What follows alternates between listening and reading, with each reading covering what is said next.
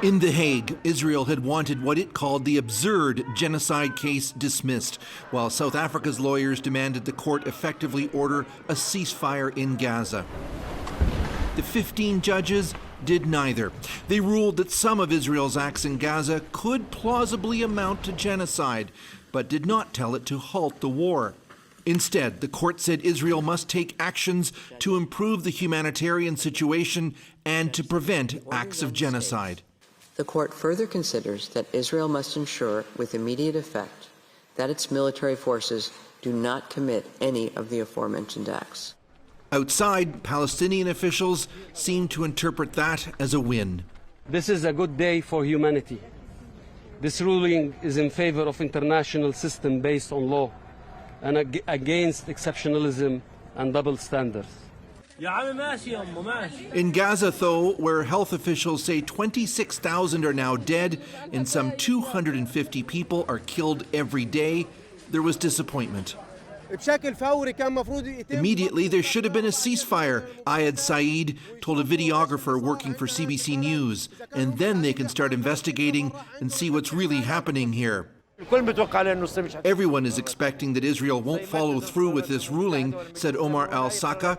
Since when has Israel followed through with any ruling from the UN? It's outrageous. Israeli officials lashed out over the fact the genocide accusation still hangs over the country.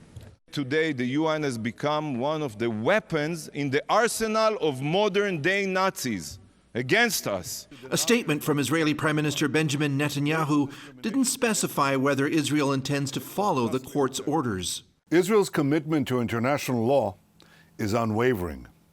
Equally unwavering is our sacred commitment to continue to defend our country and defend our people. In Jerusalem, where support for the war remains strong, some felt this ruling won't change much. And there's genocide going all around the world that everybody's ignoring. The international community is only focusing on Israel, and Israel is the only country that's not committing genocide. They're protecting themselves. On the political level, let's say it was a tie. On the moral level, we lost. Alon Liel is a former Israeli ambassador to South Africa. Look at our television. I'm sure tomorrow people will not speak about it anymore. It will be a tendency to shelve it somewhere and forget about it. But they said, for instance, that they are waiting for a report in a month. Let's see if the court convenes in a month and checks the data on a month.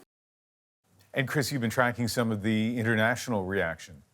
Well, Israel's most important ally, the United States, has said that this court ruling is consistent with its view that Israel has the right to use force in response to Hamas, but also has to minimize civilian casualties. Still, this ruling could cause problems for Israel, maybe by increasing diplomatic isolation or fueling calls for boycotts or embargoes. In the meantime, the White House is sounding a bit more positive about a possible pause in the fighting and a deal to return hostages from Gaza and a release of Palestinian prisoners. It's not imminent, Ian, but looking better. Chris Brown in Jerusalem.